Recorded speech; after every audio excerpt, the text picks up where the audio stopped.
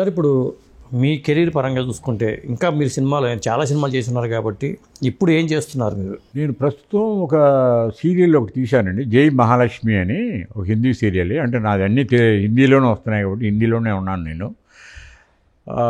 Mythology అది. Hari home అనే ఒక యాప్ ఉంది.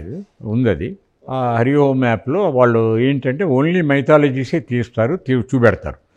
సో ఆ యాప్లో ఇది తీశాను. 32 ఎపిసోడ్స్ ఇదే కథ అనమాట. జై మహాలక్ష్మి యొక్క లైఫ్ స్టోరీ ఇవన్నీ తీసామన్నమాట.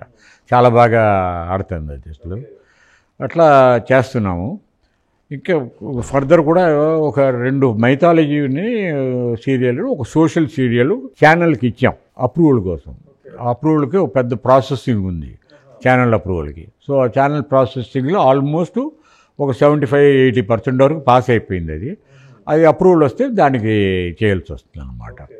దాని తర్వాత ఇప్పుడు ఇండస్ట్రీ ఎట్లా అనుకుంటున్నానంటే ఏంటంటే, ఫిలిం చేయలేం.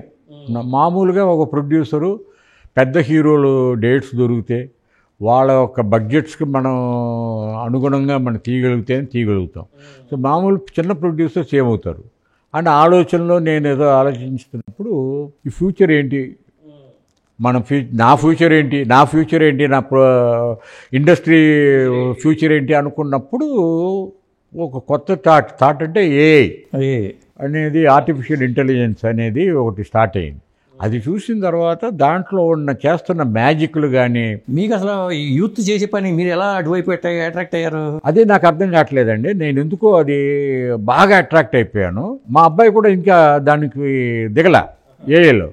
బట్ నేను ఎందుకు దిగాను, ఇది ఇప్పుడు నాలాంటి వాడు నేను ఇంకా చేయాలని ఉంటుంది, నాకు ఏదో చేయాలి.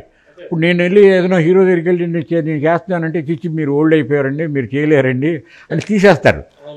సరే అంత ఆ మాట తెప్పించుకోవటం ఎందుకులే, నేను చేయగలుగుతాను, నాకున్న స్ట్రెంగ్త్, నాకున్న కాన్ఫిడెన్స్ నాకుంటాయి.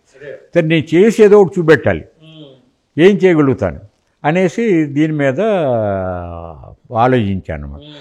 ఇక దీంట్లో మన ఏఐలో మన పిక్చర్లు చేస్తూ ఉంటే లెస్ దెన్ 1 crore, ఒక ₹1 కోటి లోపల మొత్తం పిక్చర్ కంప్లీట్ అవుతుంది.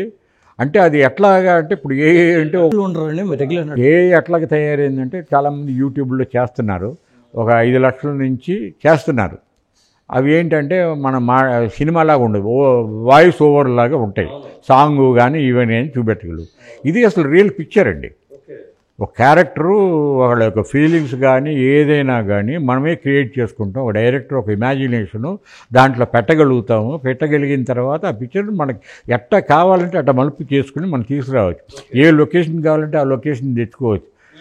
ఇవన్నీ అసలు మనకి బడ్జెట్ అనేది మనకి అమ్మో ఇదేంటి బాహుబలి సెట్ అంటే బాహుబలి సెట్ నథింగ్ మనకి. అలాంటి సెట్లు నేను 100 వేయగలుగుతా, అలా క్రియేట్ చేయగలుగుతాను నేను. సో అట్లా మనం చేశాను. ఇప్పుడు ఒక హంట్ అని ఒక ట్రైలర్ కూడా తయారు చేసి సినిమా చేద్దామనండి, సినిమా చేయాలండి. ఒక 2 hours పిక్చర్ చేద్దామన్న ఒక ఉద్దేశంతో అసలు ఎట్లా ఉంటుందనేది ట్రైలర్ చేసుకున్నాను. ట్రైలర్ చేసి చూపెట్టాను నాకు మన ఇండస్ట్రీలో పెద్ద మనుషులకి చూపెడితే, ఆ ట్రైలర్ మాకు ఇవ్వచ్చని ఛానల్లో చేయడానికి ఇస్తాను సార్, నేను తప్పకుండా ఇస్తానండి, మీరు చూపెట్టచ్చు, దాన్ని ఇదేం లేదు.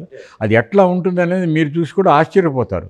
ఇదేంట్రా ఇది, ఏమండి ఇది ఈ హీరోయిన్ ఎవరండి, పేరేంటండి, దాని పేరేం లేదు, ఏ హీరోయిన్ ఏ హీరో ఇట్లాగే పెట్టుకోవాలి, అది దానికి పేర్లే ఉండదు. కాకపోతే నేను క్యారెక్టర్ కథలో నేను ఏం క్యారెక్టర్ పెడుతున్నానో దానికి అదే పేరు ఏముండదు అనమాట.